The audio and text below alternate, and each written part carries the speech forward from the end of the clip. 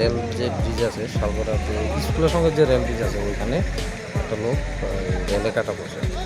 তখন আমি আইলাম, আয়া দেখলাম যে এটা কেউ চিনে না, অজ্ঞাত।